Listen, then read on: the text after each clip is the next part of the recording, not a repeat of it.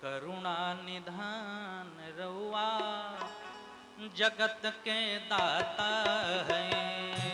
करुणा निधान रउआ जगत के दाता है। करुणा निधान रउआ जगत के दाता है। करुणा निधान रउआ जगत के दाता है। श्री भगवान रउआ जगत के दाता है। श्री भगवान रउआ जगत के दाता है। मति के फेर देनी, मति के फेर देनी, मति के फेर देनी, मति के फेर देनी, विपत्ति के टेर देनी, विपत्ति के फेर देनी, विपत्ति के टेर देनी।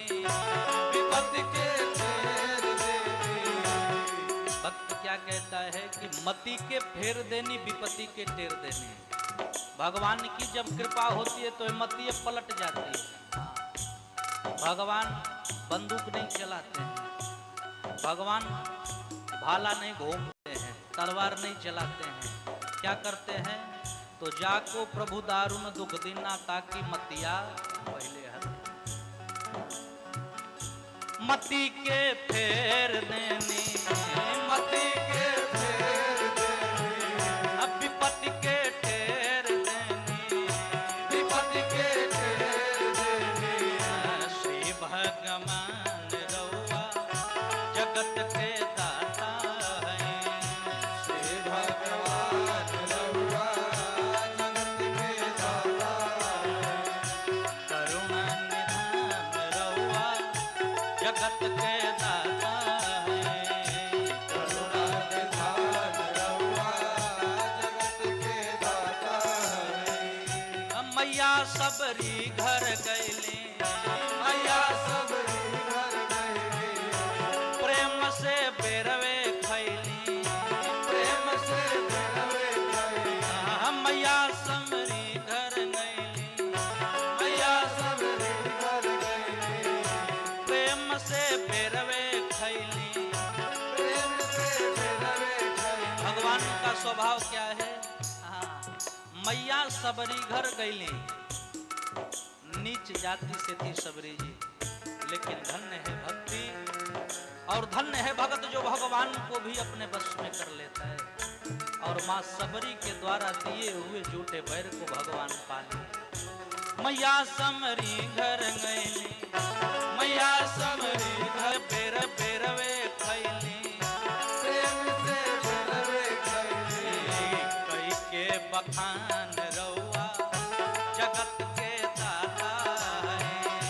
कई के बखान रउआ जगत के दाता है। करुणा निधान रउआ जगत के दाता है। करुणा निधान रउआ जगत के दाता है। भक्त विदुर घर गईली, भक्त विदुर घर गइली, प्रेम से सगवे खैली। प्रेम से सगवे खइली। भक्त विदुर घर गईली, भक्त विदुर घर गइली, प्रेम से सगवे खैली। प्रेम से सगवे खइली। बड़ा सुंदर लाइन है।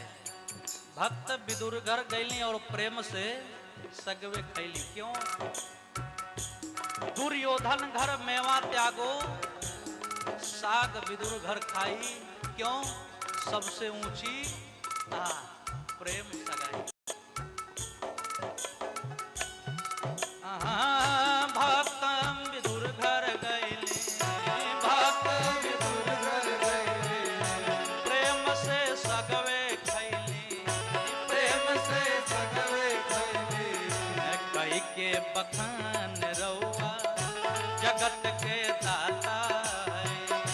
कई के बखान रउआ जगत के दाता है। करुणा निधान रउआ जगत के दाता है।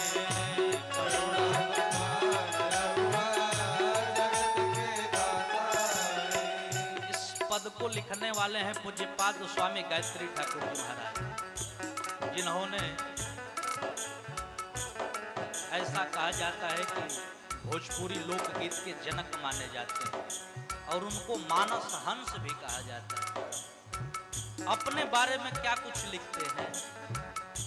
गावेले दास गायत्री, गावेले दास गायत्री, खींच के तीन गो चिचड़ी, खींच के तीन गो चिचड़ी। कहते हैं कि ये दास गायत्री आज प्रभु का भजन जो गा रहा है, इस प्रभु के भजन को गाने में केवल 3 अक्षर का प्रयोग किया है। चिचड़ी बोले तो अक्षर। हम लोग छोटे बच्चे को अपने घर में कहते हैं, जब कुछ लिखना नहीं जानता है और उल्टा सीधा लिखता है तो क्या कहते हैं, क्या चिचड़ी खींच रहा है रे, अच्छा से लिखो। चिचड़ी का मतलब अक्षर होता है। ठाकुर जी कहते हैं कि 3 चिचड़ी अर्थात मैंने राम नाम को लिख करके भजन गा रहा हूं। गवेले दास गायत्री,